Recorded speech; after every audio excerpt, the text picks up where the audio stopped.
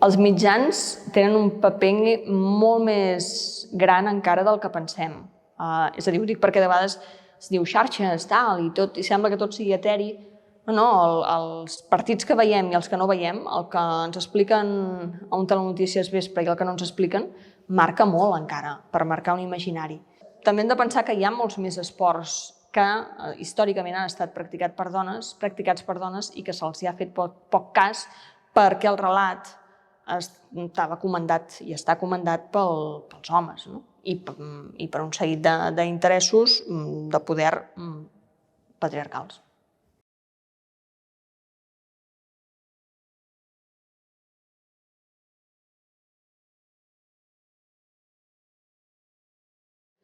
La qüestió dels referents és important, però potser tornem-hi que no pot ser flor d'un dia.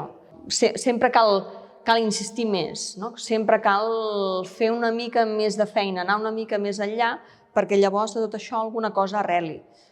A Barcelona 92 hi va haver grans fites per l'esport femení i després va venir un desert. Però és que als anys 30 del segle XX teníem dones pioneres en el periodisme, una directiva del Barça, com va ser l'Anna Maria Martínez Sagi, jugadores de bàsquet, clubs esportius femenins, i allò sabem perfectament que va quedar esborrat amb un 3 i no res. Fins i tot a dia d'avui, al segle XXI, sabem que en molts llocs, i també aquí, hi ha una onada antidrets de les dones.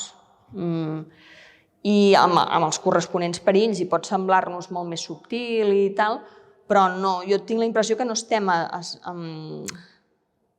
salvades de res respecte a la qüestió dels drets de les dones i llavors de les fites a assolir per obtenir una mica aquesta, per caminar amb normalitat pel món, amb naturalitat. I llavors l'esport és un d'aquests llocs per on caminar amb naturalitat.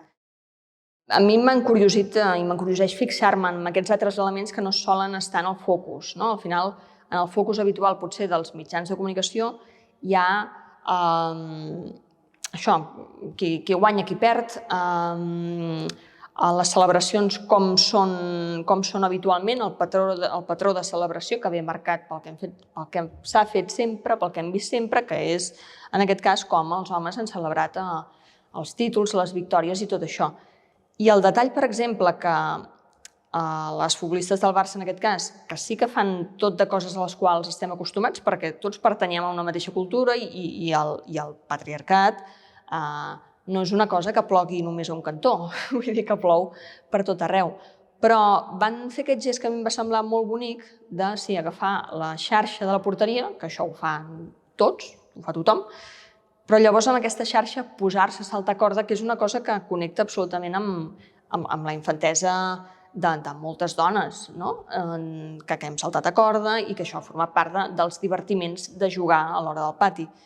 I clar, que s'introduís aquest element em va semblar com molt simpàtic, molt curiós, molt marcant una personalitat pròpia, i llavors sí que em vaig adonar que fins i tot els periodistes esportius amb qui vaig parlar o que van parlar amb mi arran del llibre d'Elles competeixen no recordaven aquest moment i van haver de preguntar a altres companys què havia passat amb la xarxa de la porteria. Doncs no, havia passat una cosa que s'havia vist per la tele, però com que la teva mirada no hi està acostumada a fixar-se en això, no va deixar impregnar-se per un detall que, ben mirat, és significatiu. Estem en un moment de canvi de paradigma en el paper de les dones dins la societat en un sentit ampli, però també crec que cal fer com molts passos per adonar-nos que el canvi de paradigma no pot ser només un mer maquillatge o una cosa senzilla de quedar bé, per entendre'ns. I aleshores en el canvi de mirada i en el canvi de com expliquem també l'esport, intervenen tots aquests elements de dir que potser cal deixar de comparar-nos amb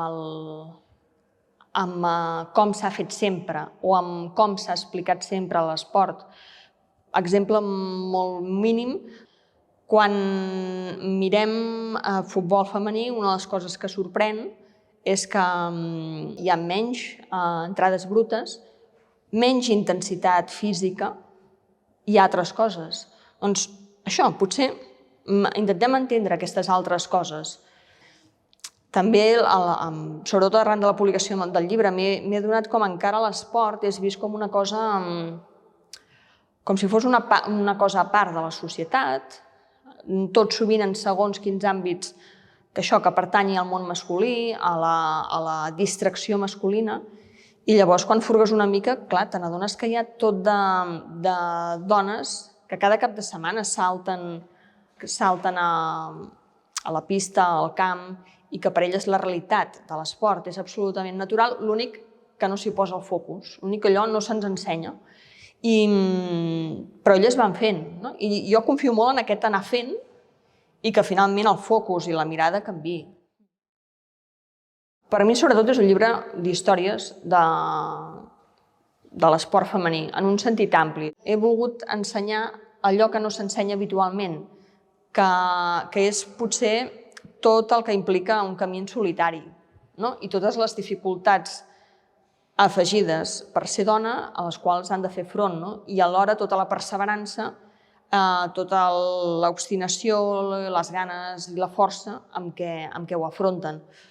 I a partir d'aquestes històries surten els temes que no són tan diferents del que passa en el conjunt de la societat, de desigualtats de diverses menes, derivades del gènere, desigualtats que algunes semblaran molt absurdes i altres molt flagrants, però que hi són i que condicionen al capdavall la trajectòria i les tries vitals de moltes d'elles.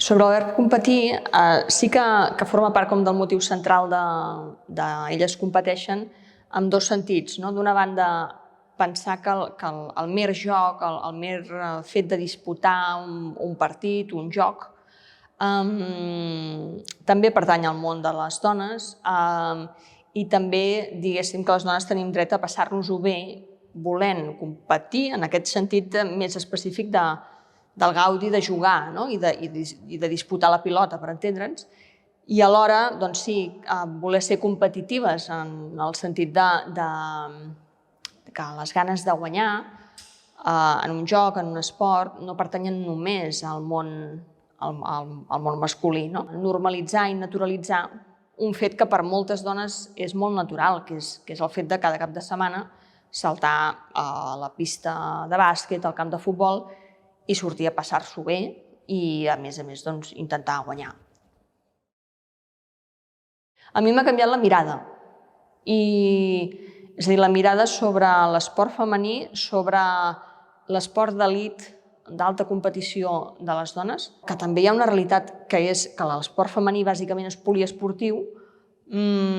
Ostres, doncs també posem-hi la mirada, perquè n'aprens moltes coses, i llavors són coses que ressonen en això, en altres àmbits de la vida, o sent molt conscients que el camí de tot, del que sigui que facis a la vida professionalment, el que t'interessa, quan et poses a escriure un llibre, el que sigui, és un camí fet de dificultats, però que aquesta és la gràcia justament per anar avançant. Per tant, a banda d'això, ha estat un llibre que a mi m'ha fet aprendre moltes coses.